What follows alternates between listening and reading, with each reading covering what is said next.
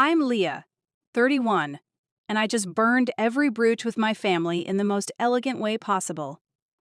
Standing in that reception hall, champagne flute in hand, watching my sister's perfect makeup crack as I finished my toast, that moment was worth every tear I'd shed in private. "To think," I said, my voice carrying through the stunned silence. All it took was one truth to shatter the perfect image she spent years building. Before we carry on, please hit the subscribe button and let me know where you are watching from in the comments. Growing up with Emma meant living in a carefully curated world where appearances were everything. My sister was 2 years younger, but she always seemed to be miles ahead in the game of life. While I struggled with anxiety that sometimes left me paralyzed with fear, Emma glided through existence with perfect hair, perfect grades, and eventually, a perfect fiancé named James. We were close once, back when we were little girls sharing secrets under blanket forts and making pinky promises that were supposed to last forever. But as we grew older, the divide between us widened. Emma became obsessed with crafting her public image, particularly after she found minor success as a lifestyle influencer. Suddenly, everything in her life needed to be Instagram-worthy, including her family. I didn't fit that mold. My anxiety wasn't photogenic. My panic attacks weren't something she could filter with Valencia and post to her stories. But I loved her fiercely, in that complicated way you love family even when they hurt you. So when she got engaged to James after a whirlwind romance of 18 months, I was genuinely happy for her, despite the knot of worry in my stomach about the speed of their relationship. "You'll be my maid of honor, of course," she told me over brunch, not really asking so much as informing. This was 6 months before the wedding. "But I need you to promise me something, Lee. No episodes, okay? This wedding needs to be perfect. Episodes." That's what she called my anxiety attacks, as if they were TV shows I was choosing to air at inconvenient times. I had been in therapy for years, was on medication that worked well most of the time, and had developed healthy coping mechanisms. But to Emma, I would always be the unstable older sister who might embarrass her at any moment. "I'll be fine," I assured her, swallowing my hurt. "I'm really happy for you, Em." For the next 2 months, I threw myself into maid of honor duties. I organized a stunning bridal shower that even Emma couldn't find fault with. I helped her research venues, taste cakes, and compare floral arrangements. I sat through endless conversations about table settings and bridesmaid dress colors. I listened to her drone on about her wedding aesthetic and how everything needed to be on brand. Then came the bachelorette weekend in Napa Valley. Emma invited 6 of her closest friends, 5 of whom were fellow influencers with varying levels of online success. And me, the sister who stuck out like a black sheep in their Instagram-perfect flock. The trip started off well enough. I had planned everything down to the last detail, coordinating with wineries for private tastings and arranging a stunning dinner at a Michelin-starred restaurant. I even hired a professional photographer to document the weekend, so Emma would have content for her social media.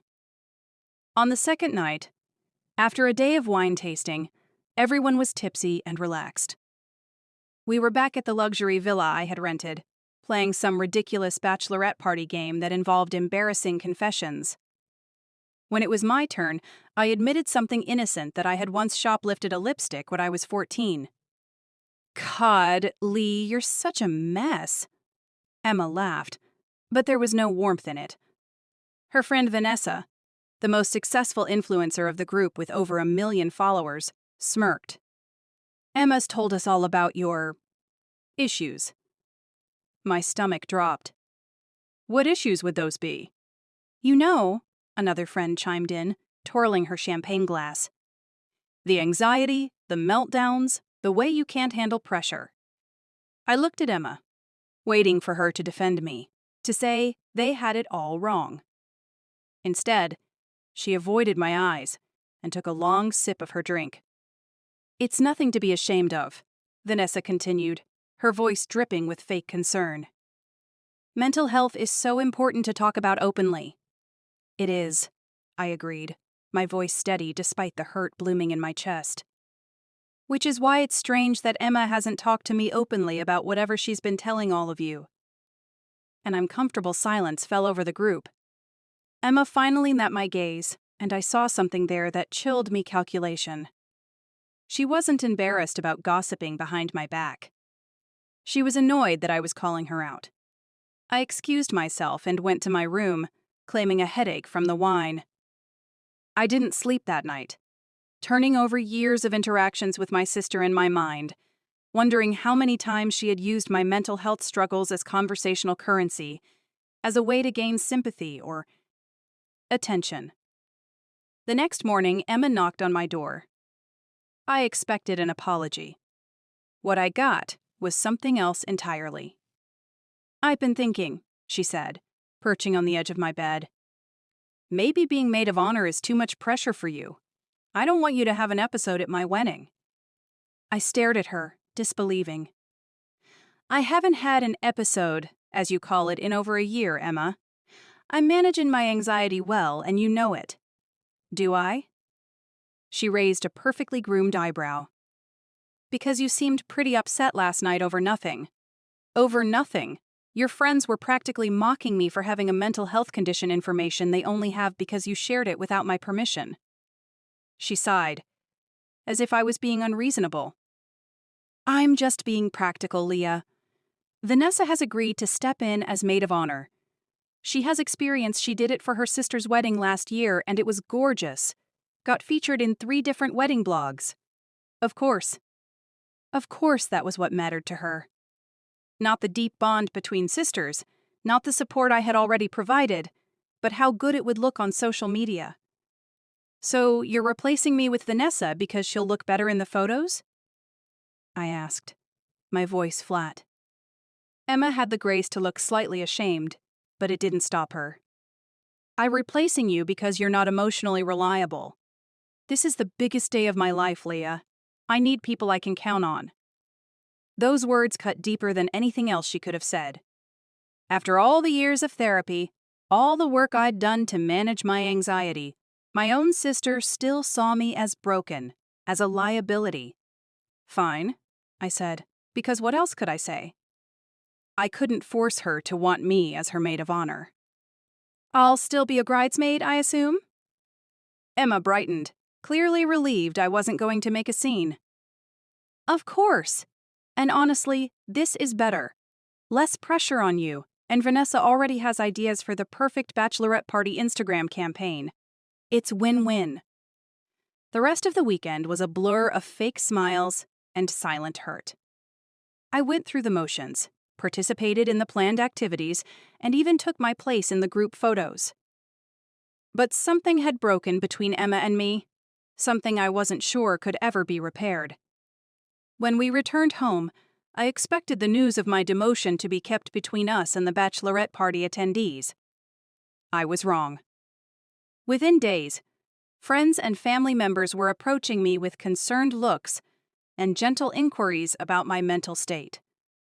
"Emma told me about the change in wedding plans," our mother said during our weekly lunch date. "Honey, why didn't you tell me your anxiety was getting bad again?" "It's not," I replied, stabbing at my salad. Emma decided Vanessa would be a better maid of honor, that's all. Mom reached across the table and patted my hand. "It's okay to admit when things are too much. Emma's just looking out for you." That was what I realized what was happening. Emma wasn't just replacing me, she was controlling the narrative. She was telling everyone that I was too unstable to handle the responsibility, painting herself as the considerate sister who didn't want to burden me. And people were believing her. Over the next few weeks, the story spread through our extended family and social circle. My cousin texted to say she was sending healing vibes. An aunt called to recommend her therapist. Even my colleagues at the publishing house where I worked as an editor started treating me differently, offering to take tasks off my plate, or asking if I needed to take some time. Emma, meanwhile, was basking in the attention. Her social media was filled with posts about the wedding preparations, with Vanessa prominently featured as the devoted maid of honor. There were photos of them at cake tastings, at dress fittings, at meetings with the wedding planner. All things I should have been doing. And the captions were masterful in their manipulation. So grateful to have friends who step up when family is going through tough times. #blessed, #true friendship. I could have fought back. I could have called her out publicly, told everyone the truth about what had happened. But I didn't. Partly because I knew it would only reinforce the image of me as unstable.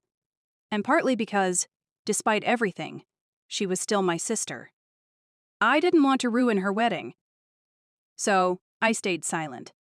I attended the bridesmaid dress fittings. I smiled in the photos. I watched as Vanessa planned a second, more Instagram-worthy bachelorette party in Miami, to which I was invited as an afterthought.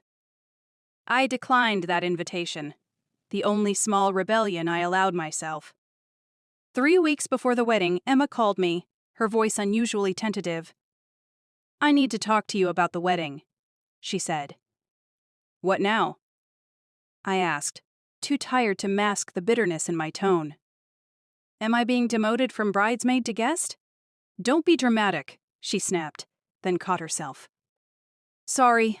Look, I've been thinking, and I'm concerned about how the ceremony might affect you. All those people watching, the pressure of walking down the aisle." I closed my eyes, already knowing where this was going. "Just say it, Emma."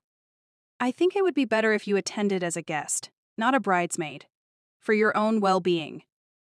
There it was. The final dismissal, again wrapped in the guise of concern for my mental health. "My own well-being," I repeated. "Not because you're worried I'll somehow ruin your perfect day?" "That's not fair," she protested, but it was weak. We both knew the truth. "Fine, Emma. Whatever you want. It's your wedding." After I hung up, I sat in my apartment for a long time, staring at nothing. This wasn't just about a wedding anymore. This was my sister systematically pushing me out of one of the most important moments of her life, using my mental health as an excuse, and smearing my reputation in the process. Something inside me hardened. I had spent years in therapy, learning that my feelings were valid, that I deserved respect, but I wasn't defined by my anxiety. And here was my own sister, unraveling all that work with her selfish actions. I decided then that I wouldn't just fade into the background as Emma clearly wanted. I wouldn't make a scene or cause drama that would only prove her right in everyone's eyes. No, I would do something else entirely. Something elegant. Something memorable. I would speak at her wedding. Not as a maid of honor, not as a bridesmaid, but as a sister with a story to tell. I spent the next 3 weeks carefully crafting what I would say, writing and rewriting until every word was perfect. I practiced in front of my mirror until I could deliver the speech without a single tremor in my voice, without a hint of the anger and hurt that had inspired it. The day of the wedding arrived, a crisp, clear October day that seemed designed for perfect photos. The ceremony was held at a picturesque vineyard an hour outside the city, with the reception in a renovated barn draped in twinkling lights and lush greenery. Everything was exactly as Emma had planned, down to the last flower and candle. I arrived early, dressed in a simple blue dress I had chosen instead of the blush bridesmaid gowns. I sat quietly on the groom's side during the ceremony, watching as my sister glided down the aisle on our father's arm, looking every bit the ethereal bride she had always dreamed of being. Vanessa preceded her, carrying her train and beaming with self-importance. I felt a pang of sadness as they exchanged vows. Despite everything, I had always imagined being right there beside Emma on this day, not watching from a distance like a stranger. But I pushed the feeling aside. I had a plan to execute. The reception was in full swing when the time for speeches arrived. The best man went first, sharing charming anecdotes about James and welcoming Emma to the family. Then Vanessa took the microphone, her speech clearly designed to go viral if someone recorded it full of inspirational platitudes about love and perfectly timed emotional pauses. And now, the wedding planner announced.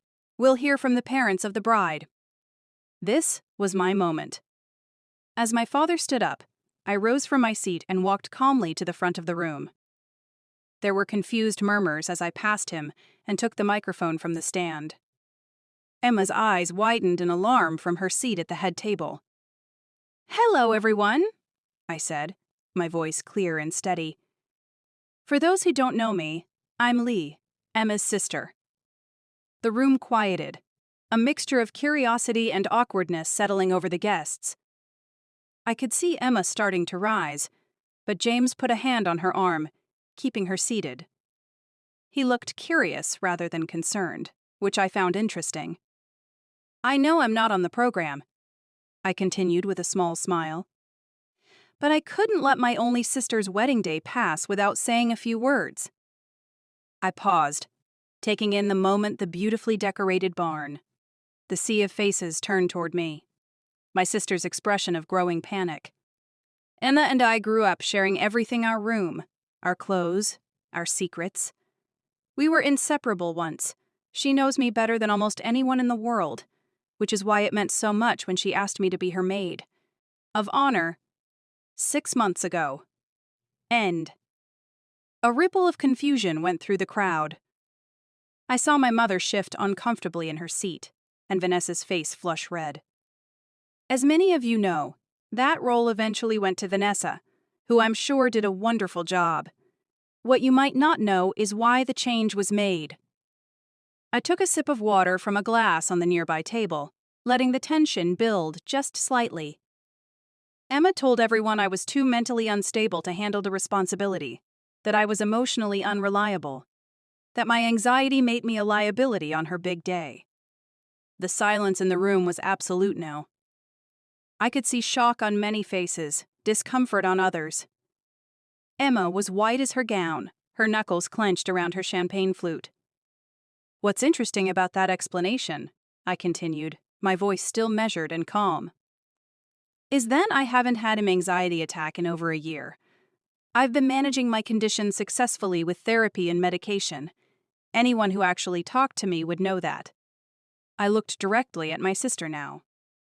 But it was easier to use my mental health as an excuse than to admit the truth that I didn't fit the aesthetic you wanted for your wedding. That you were embarrassed by me, by the messy humanness I represent in your perfectly filtered life. I turned back to the crowd, my smile soft and sad. "I'm not here to cause drama or ruin anything. I genuinely wish Emma and James every happiness. Marriage is about honesty, loyalty, and having each other's backs when things get tough. It's about loving the whole person, not just the parts that look good on Instagram." I raised my water glass in a toast. "So here's to Emma and James. May your marriage be built on truth rather than appearances. May you value authenticity over aesthetics. And may you never throw someone you love under the bus for the sake of your image." End. I set the microphone down gently and walked out of the barn without looking back, the silence behind me eventually breaking into a low murmur of voices. I had said what I needed to say. I hadn't raised my voice or made accusations I couldn't back up. I had simply told the truth, calmly and clearly, in front of everyone who mattered to Emma. It was the perfect revenge, not loud or messy, but quiet and devastating in its accuracy. I had shown everyone exactly who my sister was while simultaneously disproving her claims about my mental state. As I walked to my car under the stars, I felt lighter than I had in months. I didn't regret what I'd done, though I knew it meant the end of my relationship with Emma, at least for the foreseeable future. Some bridges need to be burned so you can stop trying to cross them. My phone was already buzzing with messages from friends, from family members, from people who had witnessed what happened. I turned it off. Tomorrow would be time enough to deal with the fallout.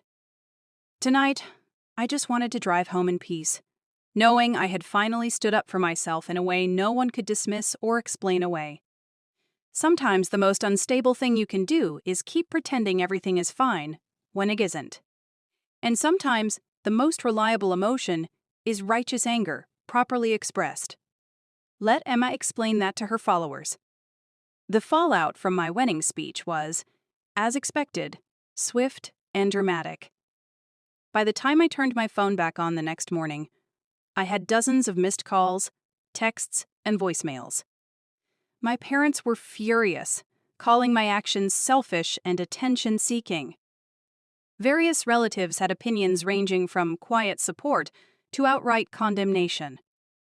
Friends seemed divided, some applauding my courage while others questioned my timing. Emma, interestingly, hadn't tried to contact me directly. But she didn't need to. Her response came in the form of a tearful Instagram video posted at 3 a.m. from her hotel room, where she was supposed to be enjoying her first night as a married woman. "I don't normally address private family matters online," she began, her voice quavering and her makeup artfully smudged, just enough to look distressed without being messy. "But after what happened at my wedding, I feel I need to speak my truth." What followed was a masterclass in manipulation. According to Emma, she had only been trying to protect me by removing me from the wedding party. My speech was proof of my instability, my inability to handle my emotions appropriately. She was heartbroken that I would choose to make her special day about my issues, and she was genuinely concerned about my mental state. The comment section was flooded with supportive messages from her followers, most of whom had never met either of us, but felt qualified to analyze our relationship and my psychological well-being based on a 3-minute video. I watched it twice, marveling at her performance. Then I blocked her on every platform and deleted her number from my phone. If this was how she wanted to play it, fine. But I wouldn't be participating in the drama any further.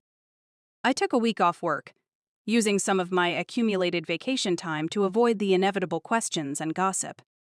I spent those days in a strange limbo, alternating between certainty that I had done the right thing and nagging doubt that maybe I had gone too far. The rational part of me knew that Emma had been systematically undermining me for months, using my mental health as a weapon against me. But the sister part of me, the part that remembered making pinky promises and sharing ice cream cones, ached with loss.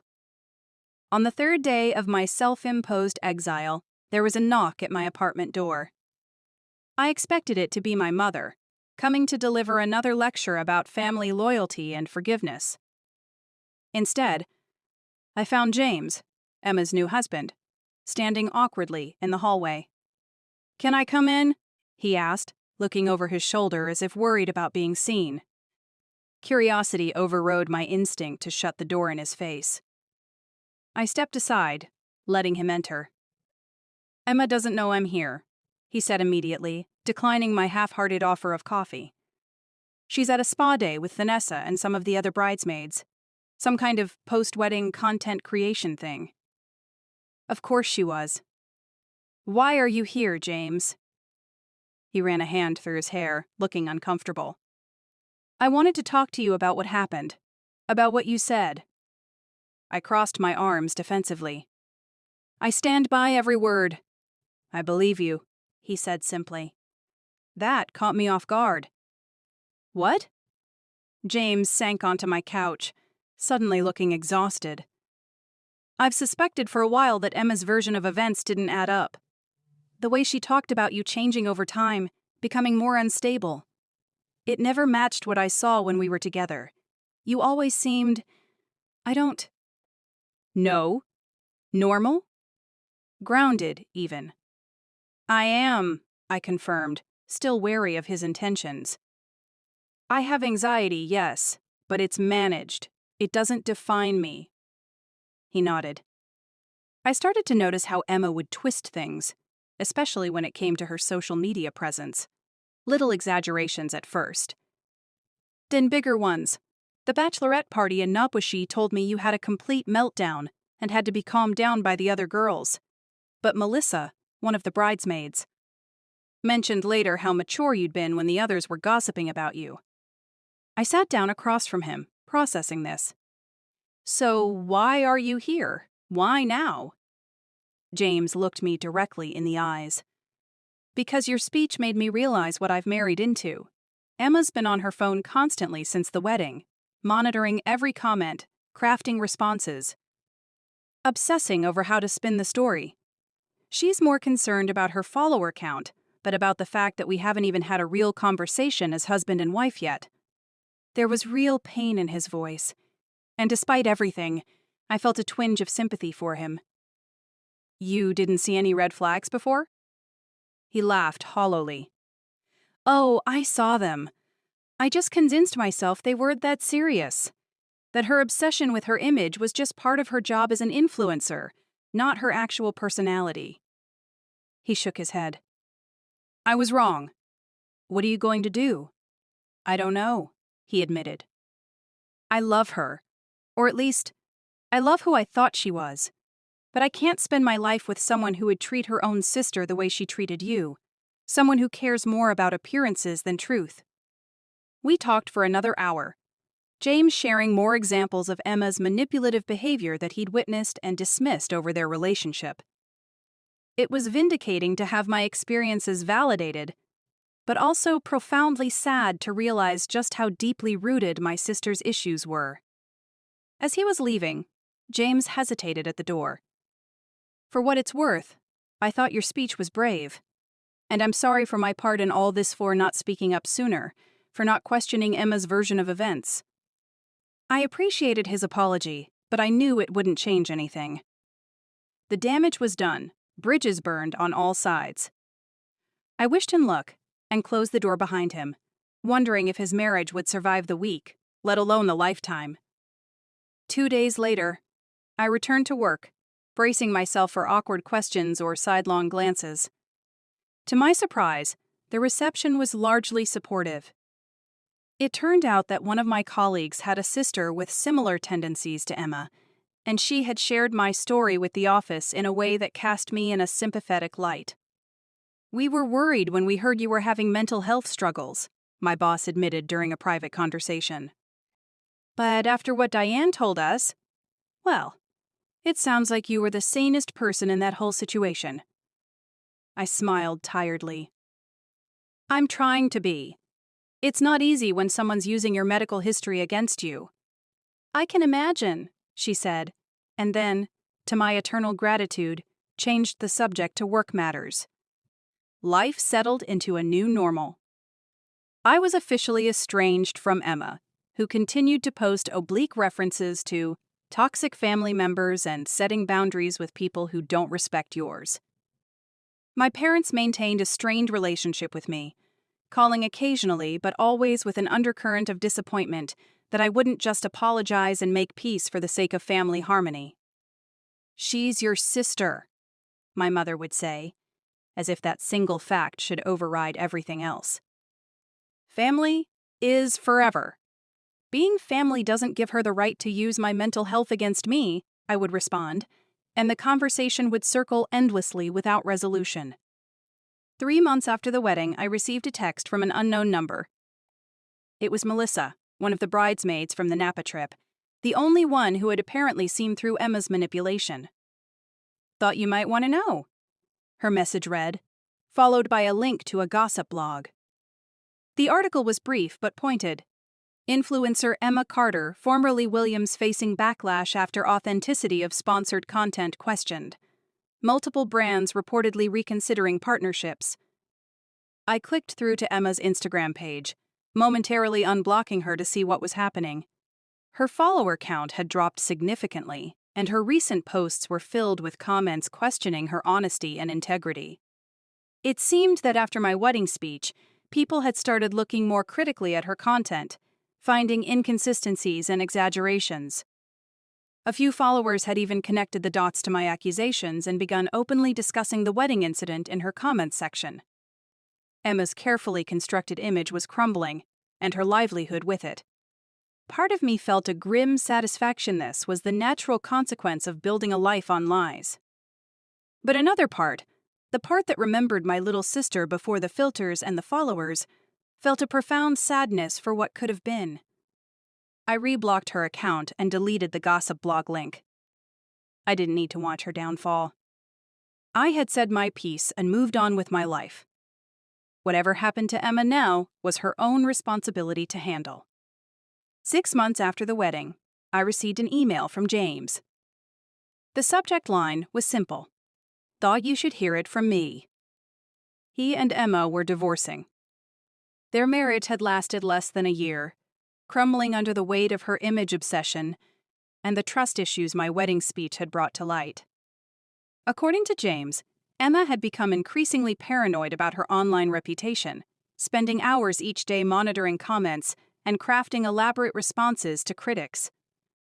She had alienated most of her remaining friends with demands for loyalty posts and strategic tagging.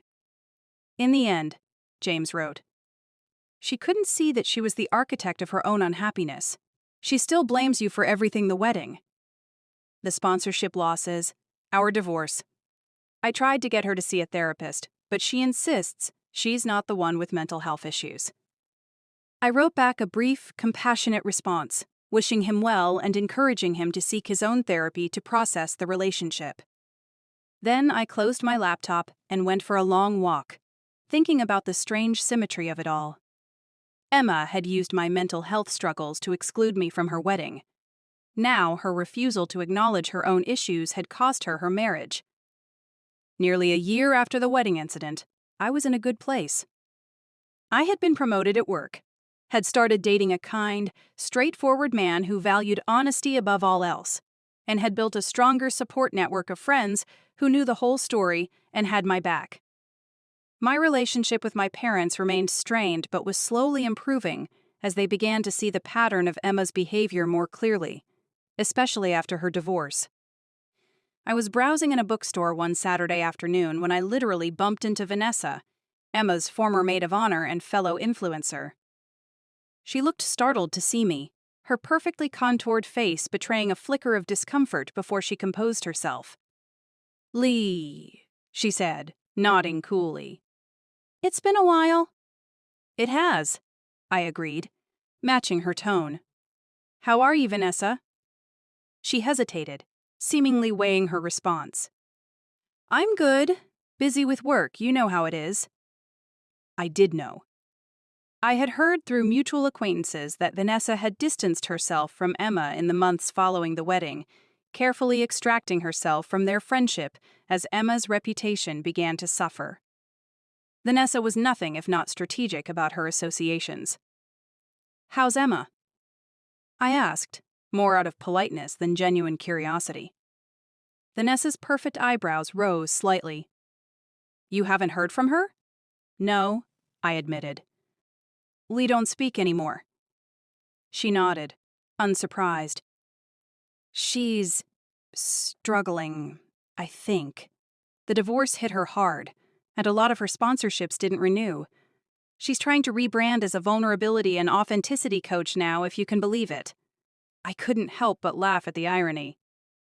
"And how's that working out for her?" "About as well as you'd expect," Vanessa said, a ghost of a smile touching her lips.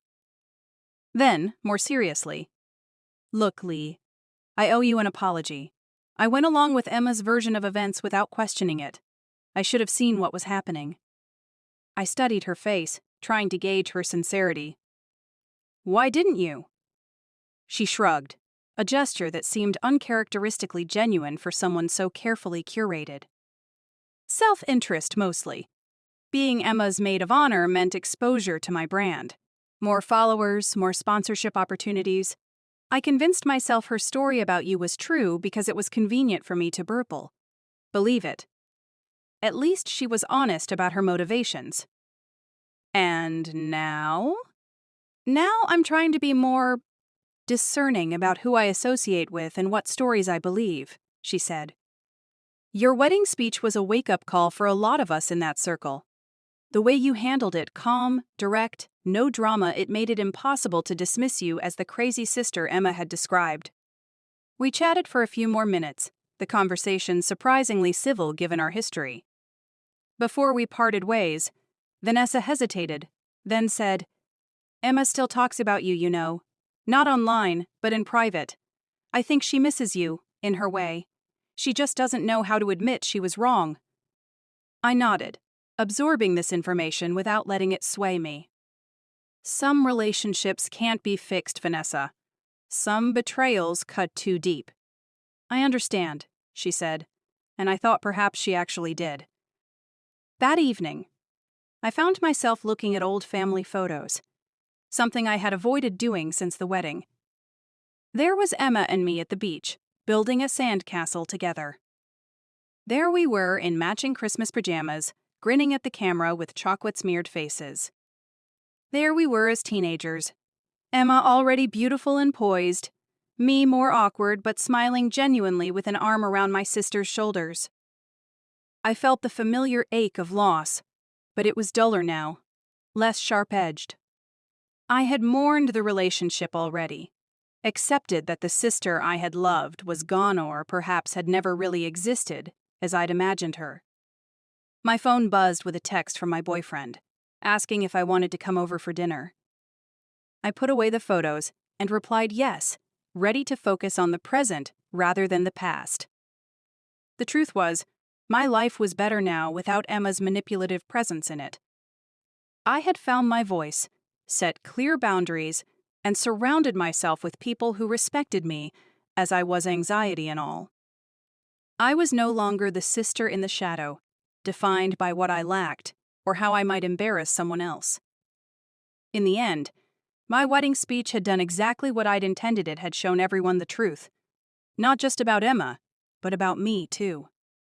I wasn't unstable or unreliable.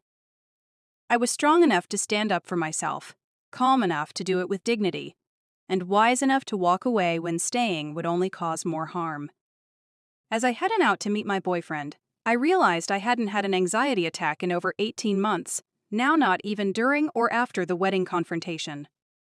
Perhaps there was a certain peace that came with speaking your truth, especially when it cost you something to do so. Emma had told everyone I was too mentally unstable to be her maid of honor, so I spoke at her wedding anyway. And in doing so, I had finally freed myself from the story she had been telling about me for years. Sometimes burning bridges isn't an act of destruction. Sometimes it's an act of creation, making space in your life for new connections, new beginnings, new versions of yourself that aren't defined by other people's limitations. I closed my apartment door behind me, stepping confidently into the evening. Whatever happened with Emma in the future conciliation or permanent estrangement, I knew one thing for certain: I would never again stay silent to keep someone else's peace. I would never again let anyone use my mental health as a weapon against me. Some might call that unstable. I call it strength. 2 years after the wedding incident, life had settled into a comfortable rhythm. I had been promoted again at work, now managing a small team of editors. My relationship with Jason, the straightforward man I'd started dating, had deepened into something solid and nurturing. We had moved in together 6 months ago, and our apartment was becoming the kind of home I had always wanted: warm, honest, and free of pretense. My parents and I had reached a tentative reconciliation. After witnessing Emma's behavior following her divorce, the manipulative social media posts, the attempts to leverage sympathy for financial gain, the constant revisioning of history to cast herself as the victim, they had finally begun to see the pattern I had tried to point out for years. "We owe you an apology," my father said during a difficult dinner at their house 6 months after Emma's divorce. "We should have seen what was happening. We should have protected you." My mother nodded beside him, her eyes shining with unshed tears. "We believed Emma because it was easier. Because she was always so convincing, so sure of herself. We failed you, Leah." Their words were healing, even if they came late. "I understand," I told them. And I did. Emma had been manipulating them for years, too, playing on their fears and desires, presenting herself as the perfect daughter, while casting me as the troubled one who needed fixing. "Have you heard from her?" I asked, curious despite myself. They exchanged glances. "She calls occasionally," my mother admitted. "But it's always about her struggles, her financial problems, her followers. She never asks about us, or about you." I wasn't surprised. Emma had always seen relationships as transactional, valuable only for what they could provide her. Without an audience or material support, we held little interest for her.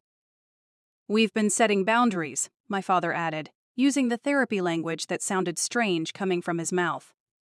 "It's been difficult." I reached across the table and squeezed his hand, understanding all too well the pain of recognizing someone you love isn't who you thought they were. Our relationship wasn't perfect there. Were still moments when they slipped into old habits, still occasions when they urged reconciliation with Emma for the family. But they were trying, and that meant more than I could express. Emma, meanwhile, had continued her downward spiral. After her divorce from James, she had lost her apartment apparently. She had been spending far beyond her means to maintain the lifestyle she portrayed online, and without James's income or her major sponsorships, she couldn't keep up the facade. She had moved back to our hometown, renting a small apartment and attempting to reinvent herself as various types of online guru, wellness expert, relationship coach, financial advisor. None of these personas stuck, each one undermined by her own history and the growing skepticism of her dwindling audience. I tracked her efforts peripherally, through mutual acquaintances and occasional social media updates when curiosity got the better of me. I wasn't taking pleasure in her struggles despite everything. I didn't wish her ill. But I also couldn't deny the sense of cosmic justice in seeing the elaborate image she had built at others' expense finally crumbling around her. Then, on a rainy Tuesday morning in April, nearly 2.5 years after the wedding, I received an email that stopped me in my tracks. "Dear Lee," it began. "I don't know if you'll read this. I wouldn't blame you if you deleted it immediately. But I'm hoping you'll give me 5 minutes of your time. I owe you an apology. Many apologies, actually. What I did to you was unforgivable." The email continued, a wall of text that seemed to have been written in one emotional burst. Emma admitted to everything: the lies about my mental health, the deliberate campaign to isolate me, the way she had used me as a prop in her curated life until I became inconvenient. "I've been in therapy for 8 months now," she wrote. "Real therapy, not the kind I used to post about for engagement. My therapist has helped me see the patterns in my behavior. The way I've treated relationships as accessories rather than connections. You got the worst of it because you were closest to me, because you knew the real me beneath the filters and the captions. I was terrified you would expose me. So I tried to discredit you first." End quote. I read the email 3 times, emotions churning. Part of me wanted to believe her, wanted to think my sister had finally found the self-awareness she had always lacked. Another part remembered all the performances before, all the times she had seemed sincere only to revert to type when it suited her. "I'm not asking for forgiveness or reconciliation," the email concluded. "I don't deserve either. I just wanted you to know that you were right about me, about everything. And I'm trying to be better, not for the likes or the followers, but because I don't like the person I see in the mirror. Anymore. Take care, Emma." I closed my laptop without responding. I needed time to process, to decide if this was genuine remorse or another manipulation. I showed the email to Jason that evening, seeking his perspective. "What do you think?" I asked after he'd read it. "Is she being sincere?" He considered the question carefully, one of the things I loved most about him. "I think it sounds sincere, but I also think what matters more is what you want to do with it. You don't owe her a response, Leah. You don't owe her anything." He was right, of course. I had fought hard for my peace, for the stable, honest life I now enjoyed. Letting Emma back in, even in the most limited way, risked disrupting that balance. And yet, I couldn't quite dismiss the email entirely. For the first time, my sister seemed to be taking responsibility for her actions without excuses or deflections. I decided to wait, to let time reveal whether this apparent epiphany was lasting or just another phase. In the meantime, life continued. Jason and I got engaged on a crisp fall evening. A simple, heartfelt proposal that had nothing to do with creating content or impressing an audience. We set a date for the following summer, planning a small ceremony with only our closest friends and family. The question of whether to invite Emma hung between us, unspoken. Finally, one night as we were finalizing our guest list, Jason broached the subject. "Have you thought about your sister?" I had, of course. Constantly. "I don't know," I admitted. Part of me thinks inviting her would be asking for drama. Another part feels like not inviting my only sibling is somehow admitting defeat, letting what happened permanently define our relationship. Jason nodded, understanding as always. "What if you invited her for coffee first? Neutral territory, public place, no pressure. See where she's at before making a decision about the wedding." It was a sensible suggestion. After another week of deliberation, I sent Emma a brief email, suggesting we meet at a cafe halfway between our respective homes. Her response came within minutes a simple, "Yes, thank you. Just tell me when and where." We arranged to meet the following Saturday. I arrived early, choosing a quiet table in the corner where we could talk without being overheard. My stomach was in knots, a familiar anxiety rising that I hadn't felt in months. I used the breathing techniques my therapist had taught me years ago, centering myself, reminding myself that I was in control of this situation. Emma arrived precisely on time, and I almost didn't recognize her. Gone was the perfectly styled influencer with the calculated casual outfit and camera-ready makeup. In her place was someone who looked ordinary. Her hair was pulled back in a simple ponytail, her face bare except for minimal makeup, her clothes nondescript jeans and a sweater. "Lee," she said, her voice smaller than I remembered. "Thank you for meeting me." I gestured to the chair across from me. "You look different." She smiled faintly as she sat down. "I am different. Or trying to be, anyway." We ordered coffee, the familiar ritual giving us both a moment to gather our thoughts. When the barista left, an awkward silence fell between us. "I meant what I said in my email," Emma finally offered. "I'm not here to ask for forgiveness. I needed to say it to your face. I'm sorry for what I did to you. All of it. The wedding. The lies about your mental health. The years of treating you like you were less than me. I was wrong, and I was cruel." The directness of her apology caught me off guard. The old Emma would have couched everything in qualifications and justifications. This Emma looked me in the eye and took full responsibility. "What changed?" I asked, genuinely curious. She sighed, wrapping her hands around her coffee mug. "Everything fell apart after your speech. My marriage, my career, my friendships. I lost it all within a year.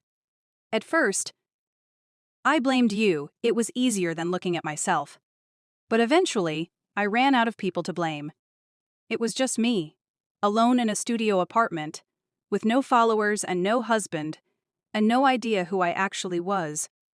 Without an audience. And..." She took a sip of her coffee, gathering her thoughts. "I started therapy because I was depressed, not because I wanted to change. But my therapist..." She saw through me immediately. Called me out on my narcissistic tendencies. My manipulation tactics. It was like being stripped naked. Horrible and necessary at the same time. I nodded, understanding the painful process of self-examination all too well from my own therapy journey. "The hardest part," Emma continued, "was realizing that the person I'd been so proud of being the successful, enviable woman with the perfect life wasn't real. She was a character I'd created, and I'd sacrificed real connections, real happiness, to maintain the illusion." As she spoke, I studied her face, looking for signs of the old Emma, the calculated vulnerability, the subtle manipulation of emotions. But all I saw was exhaustion and genuine regret. "What are you doing now?" I asked. "I'm working at a local bookstore," she said with a small, self-deprecating smile. Anonymous offline work. My therapist thought it would be good for me to connect with people in the real world, without a screen between us. And I'm taking classes at the community college. Psychology, actually. End. Psychology? She nodded. I want to understand why I became who I was. Why I valued external validation over authentic relationships. Why I was willing to hurt the people who loved me most for the approval of strangers on the ball. Internet. She looked down at her hands. I don't know if I'll ever practice or anything. Right now, it's just for me. We talked for over 2 hours, the conversation gradually becoming easier, more natural. Emma told me about her therapy journey, her struggles to build a life based on reality rather than appearances. I shared carefully selected aspects of my own life, my engagement, my promotion, my reconnection with our parents. As we prepared to leave, Emma hesitated. I saw on Mom's Facebook that you're getting married this summer. I'm happy for you, Leah. Jason sounds like a good man. He is, I confirmed. She nodded, clearly wanting to say more but holding back. I appreciated her restraint. The old Emma would have immediately asked if she was invited, would have tried to insert herself into my plans. I'm still figuring out if I want you there, I said honestly. This meeting has been good, better than I expected. But there's a lot of history between us, Emma. A lot of hurt. I understand, she said, and I believed she did. Whatever you decide, I'll respect it. No drama, no manipulation, no social media posts. I promise. We parted with an awkward half-hug, both of us unsure how much physical contact was appropriate after everything that had happened. As I watched her walk away, I felt something I hadn't expected, a flicker of hope that perhaps, someday, we might build something new from the ashes of our old relationship. In the weeks that followed, Emma and I exchanged occasional texts. Nothing deep or demanding, just small updates about our lives. She sent me a photo of a cat she'd adopted from the shelter. I shared a picture of the cake samples Jason and I were considering for the wedding. It was tentative and careful, but it was communication, real communication, without agendas or performances. After much soul-searching and long conversations with Jason, my parents, and my therapist, I made my decision. I invited Emma to the wedding, not as a bridesmaid, not with any special role, just as a guest who happened to be my sister. No pressure, I told her when I called with the invitation. If you don't feel comfortable coming, I understand. I'd like to come, she said quietly. If you're sure. I am. I realized I meant it. But Emma, I need you to understand something. This day is about Jason and me. It's not content. It's not a photo opportunity. There will be no social media posts. I haven't posted anything online in 8 months, she replied, a note of pride in her voice. I'm still figuring out who I am without the likes and comments. It's harder than I expected, but also freer. The wedding day arrived, a perfect June afternoon with just enough breeze to keep everyone comfortable. We held the ceremony in the garden of a small historic inn, with only 60 guests in attendance. Everything was simple, elegant, and utterly without pretense, exactly what Jason and I wanted. I spotted Emma as soon as she arrived, sitting quietly in the back row beside our cousin Daniel. She wore a simple blue dress, similar to but not matching the bridesmaid's attire, her hair loose around her shoulders. She caught my eye and gave me a small, genuine smile, then turned her attention to the officiant as the ceremony began. There were no disruptions, no dramatic moments, no attempts to capture attention. Emma remained in the background throughout the day, offering quiet congratulations during the reception, dancing with our father during one song, and leaving early with a gentle hug and whispered, "Thank you for including me." As Jason and I swayed together for the last dance of the evening, I realized I felt lighter than I had in years. The weight of resentment and hurt I had carried since Emma's wedding had finally begun to lift. Not because I had forgotten or even fully forgiven, but because I had reclaimed my narrative. I was no longer the unstable sister, the family liability, the one who didn't fit the aesthetic. I was simply Lee editor, wife, woman of worth living authentically, in a way Emma was only beginning to understand. 3 months after our wedding, Emma called with news she had been accepted to a 4-year university to complete her bachelor's degree in psychology. "It's a fresh start," she told me, excitement making her voice younger somehow. "A chance to build a life based on substance instead of style." "I'm proud of you," I said, and realized I meant it. Our relationship continued to evolve slowly, with careful boundaries and explicit communication. There were still difficult times when old patterns threatened to resurface, when a careless word would trigger memories of past hurts. But we were both committed to creating something healthier than what had come before. A year into her studies, Emma invited me to her apartment for dinner, the first time we had spent time alone together in a private setting since before her wedding. Her home was modest but comfortable, filled with books instead of carefully arranged props for Instagram photos. A far cry from the curated perfection she had once strived for. "Over pasta and wine?" She asked the question I had been expecting since our reconciliation began. "Do you think you'll ever be able to forgive me completely? For what I did at my wedding? For all of it?" I considered the question carefully. "I don't know if complete forgiveness is possible or even necessary," I said finally. "What happened changed me. Changed us both. I can't undo that, and I'm not sure I would if I could." She nodded, accepting this difficult truth. "I understand. But I can say this," I continued, wanting to offer what honesty I could. "I'm grateful for where we are now, for the work you've done, for the person you're becoming. I'd rather have this real, imperfect relationship than the fake perfect one we pretended to have before." Emma's eyes filled with tears, but she smiled through them. "Me too." Later that night, as I drove home to Jason, I reflected on the strange journey that had brought us to this point. Emma had told everyone I was too mentally unstable to be her maid of honor, so I had spoken at her wedding anyway. That single act of self-advocacy had set in motion a chain of events that ultimately led to both of us finding more authentic versions of ourselves. My impromptu wedding speech hadn't just been about revenge, though that had certainly been part of my motivation at the time. It had been about truth-speaking it, living it, demanding it from those around me. In exposing Emma's lies, I had freed myself from the narrative she had constructed about me. And in losing everything that narrative had built, Emma had been forced to confront the emptiness at its core. 5 years after that fateful wedding day, Emma graduated with her bachelor's degree in psychology, the first step toward her goal of becoming a therapist specializing in social media addiction and its impact on Rana, self-image, and relationships.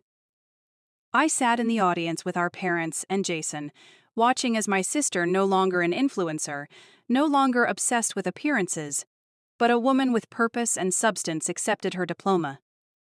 At the small celebration afterward, Emma raised her glass in a toast. "To second chances," she said, her eyes meeting mine across the table. "And to the sister who cared enough to tell me the truth, even when it hurt." I raised my glass in return, remembering the frightened, angry woman I had been, standing with a microphone at Emma's wedding reception, determined to be heard. "To truth," I replied, "and to the courage to face it." We had both come so far from that day.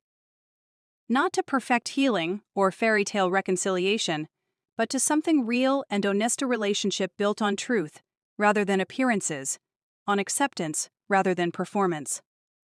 A relationship where both of us could be fully ourselves, anxiety and flaws and all, without fear of judgment or manipulation.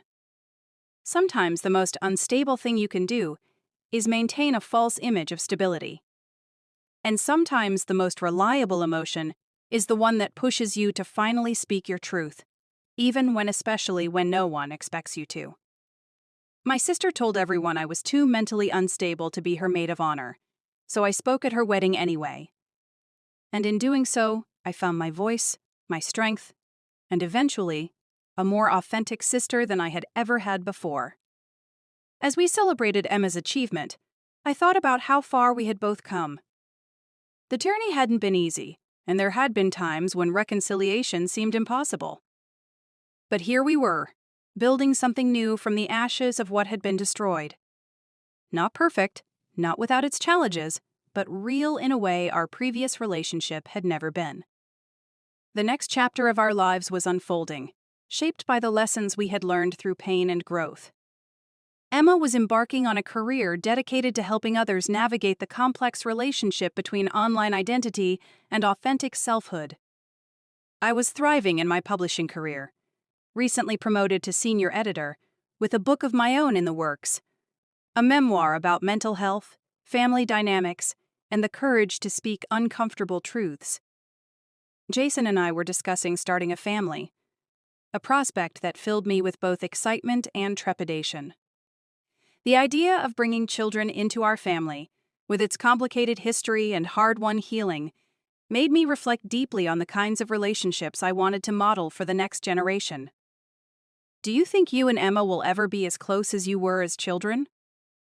Jason asked one night as we discussed our future family plans. I considered the question carefully. No, I answered honestly. That innocence is gone. But what we have now might be more valuable in some ways. It's built on truth and choice, rather than obligation and pretense. He nodded, understanding as always. And that's what you want to teach our children, the value of authentic relationships, even when they're difficult? Exactly, I confirmed. I want them to know that speaking their truth isn't just allowed, it's essential. That maintaining appearances at the cost of honesty is never worth it in the end. As if sensing our conversation, my phone buzzed with a text from Emma. Thinking about starting a support group for former influencers trying to build authentic lives offline. Too ambitious for a newly minted DAS. Graduate? I smiled at her message, appreciating both her enthusiasm and her self-awareness in questioning it. Not too ambitious, I texted back.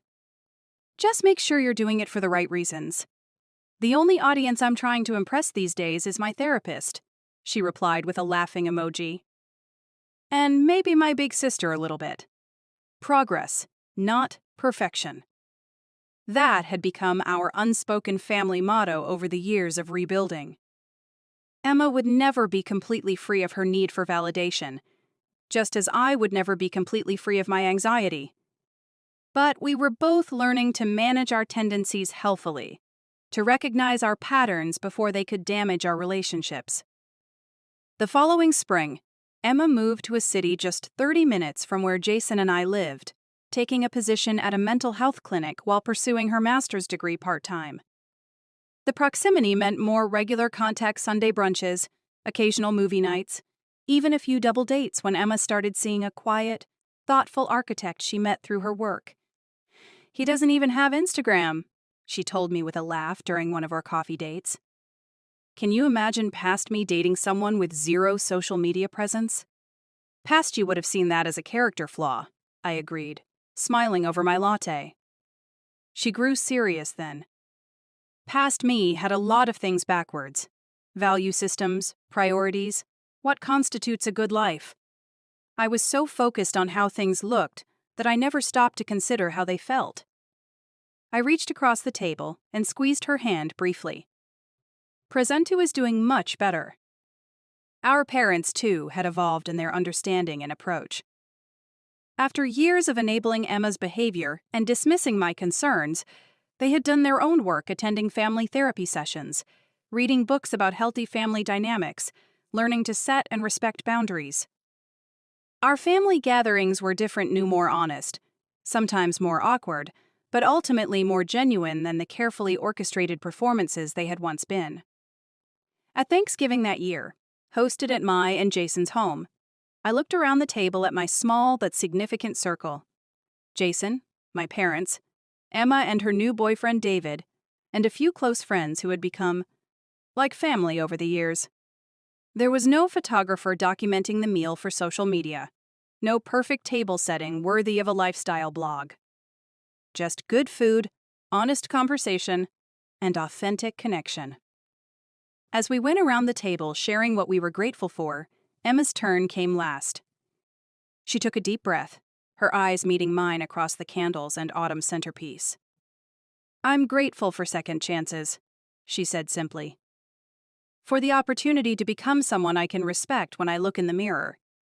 And for a sister who never gave up on the possibility that I could be better, even when I gave her every reason to." Later, as we cleared dishes together in the kitchen, a domestic scene that would never be photographed or shared with followers but felt more meaningful than any staged moment, Emma bumped my shoulder gently with hers. "Remember when you gave that speech at my wedding?" I tensed slightly, unsure where she was going with this. "Hard to forget." She nodded, continuing to rinse plates and hand them to me for the dishwasher. "It was the most humiliating moment of my life, and also the most important." She glanced at me, her expression open and vulnerable in a way the old Emma would never have allowed. "You saved me from myself that day, even though that wasn't your intention. You shattered the illusion I was living in, and eventually, that forced me to build something real." I absorbed her words, feeling the last lingering knot of resentment in my chest finally begin to unravel. "I was so angry," I admitted. "I wanted to hurt you the way you had hurt me." "I know," she acknowledged. "I deserved it." We worked in companionable silence for a moment, the sounds of laughter drifting in from the dining room where the others were playing a board game. "Do you ever think about how differently things might have turned out?" Emma asked. "If I hadn't replaced you as maid of honor? If you hadn't given that speech?" I had thought about it many times over the years. "I'd probably still be walking on eggshells around you," I said honestly. "Still allowing you to define me as the unstable one, the liability. And you'd still be building a life on appearances, getting further away from your authentic self with every perfectly filtered post." She nodded, accepting this assessment without defensiveness. "So in a way, we both needed what happened, as painful as it was." "I think we did," I agreed. Later that night, after everyone had gone home and Jason had fallen asleep beside me, I lay awake thinking about the strange, difficult journey that had brought us to this point. 6 years ago, I had stood in my sister's wedding reception, heart pounding, palms sweating, to deliver a speech no one had asked for a moment of raw honesty in an event built on carefully constructed images. I hadn't known then what would follow the public fallout, Emma's spiral and eventual redemption, the slow, careful rebuilding of our relationship, on a foundation of truth rather than appearance. I had only known that I couldn't remain silent any longer, that I had to reclaim my narrative from those who had twisted it. My wedding speech hadn't fixed everything. It hadn't even been intended to fix anything. It had simply been a moment of standing in my truth, regardless of the consequences. But that single act of authentic self-expression had created ripples that eventually transformed both our lives. As I drifted toward sleep, I thought about the power of speaking up, of refusing to accept the stories others tell about us. My sister had told everyone I was too mentally unstable to be her maid of honor, so I had spoken at her wedding anyway. And somehow, against all odds, that act of defiance had led not to permanent estrangement, but to a deeper, more honest connection than we had ever shared before. Sometimes burning bridges isn't the end of the story. Sometimes it's just the beginning of building something better, something truer, on the other side.